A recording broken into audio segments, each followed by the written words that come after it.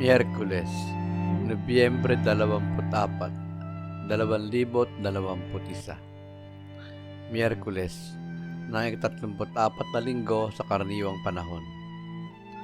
Dakilait papurihan ang poon magpakailanman. Unang pagbasa. Pagbasa mula sa aklat ni Propeta Daniel. Noong mga araw na iyon, si Haring Belsasar ay nagdaos ng malaking piging para sa 1,000 tagapamahala niya. Iinuman, ipinakuha ni Haring Belsasar ang mga kagamitang ginto at pilak na sinamsam ng ama niyang si Nabucodonosor sa templo ng Jerusalem. Ipinakuha niya ang mga ito upang inuman nila ng mga maharlika ng kaharian, mga tunay na asawa at mga aliping asawa. Ang mga kagamitang ginto at pilak na sinamsam sa templo ng Diyos ay dinala sa bulwagang pinagdarausan ng piging. Habang sila'y nagiinuman, sinasamba naman nila ang kanilang Diyos-Diyosang ginto, pilak, tanso, bakal, kahoy at bato. Walong ano-ano'y lumitaw ang isang kamay at kitang-kita ni Haring Belsasar na ito'y sumulat sa pader ng palasyo sa tapat ng kaldelero. Dahil dito, nangalisag ang kanyang mga balahibo at namutla siya sa matinding takot. At ipinatawag si Daniel at iniharap sa hari. Sinabi nito kay Daniel, "Ikaw ba ang Daniel na kasama sa mga binihag ng aking ama mula sa Huda? Nabalitaan kong sumasa iyo ang espiritu ng mga banal na Diyos.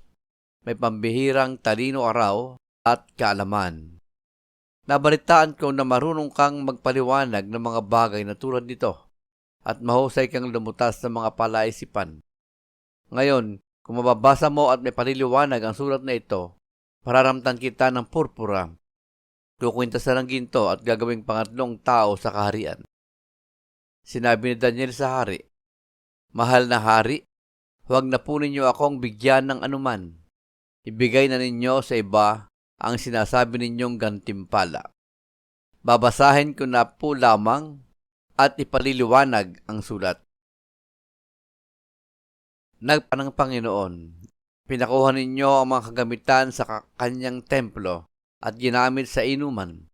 Bukod doon, sumamba kayo sa mga Diyos ninyong yari sa ginto, pilak, tanso, bakal, kahoy, at bato, mga Diyos na hindi nakakakita ni nakaririnig. At ang Diyos na nagbibigay sa inyo ng buhay ay hindi niyo pinarangalan. Kaya ipinadala ang kamay na yaon at ipinasulat sa dingding ng inyong palasyo. Ito ang sulat, Mene, Mene, Tekel, Parsin. Ito naman ang ibig sabihin, Mene, nabibilang na ang araw ng inyong kaharian. Pagkatwawasakin na ito ng Diyos. Tekel, ikaw ay tinimbang na at napatunayang nagkukulang. Parsin, ang kaharian mo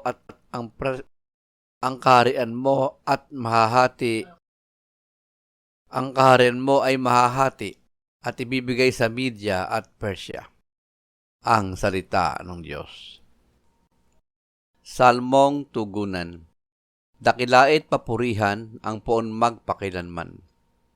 Purihin ninyo ang Panginoon araw at buwan. Awitan siya ng papuri at dakilain magpakailanman. Tugon. Dakilait papurihan ang poon magpakailanman.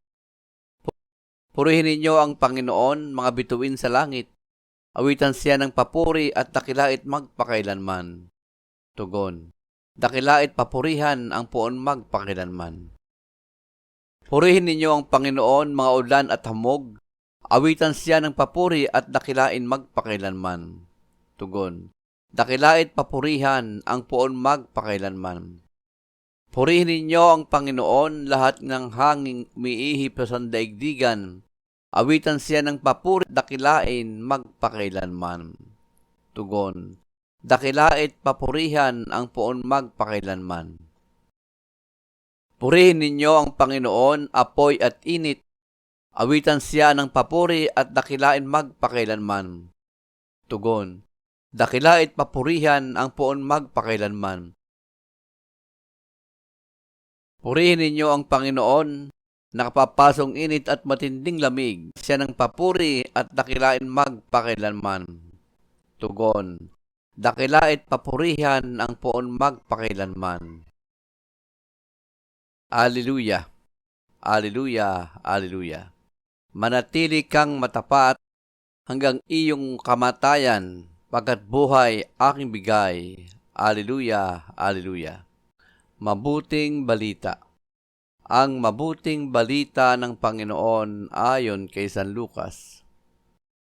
Noong panahong iyon, sinabi ni Jesus sa kanyang mga alagad, darakpin kayo't usigin, kayo dadalhin sa mga sinagoga upang litisin at ipabilanggo.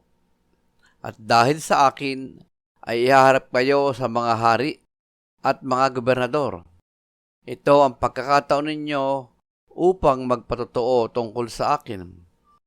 Ipanatag ninyo ang inyong kalooban. Huwag kayong mababalisa tungkol sa pagtatanggol sa inyong sarili, sapagkat bibigyan ko kayo ng katalinuhan at ng pananalitang hindi kayang tutulan o pabulaanan ng sinumang sa inyong mga kaaway.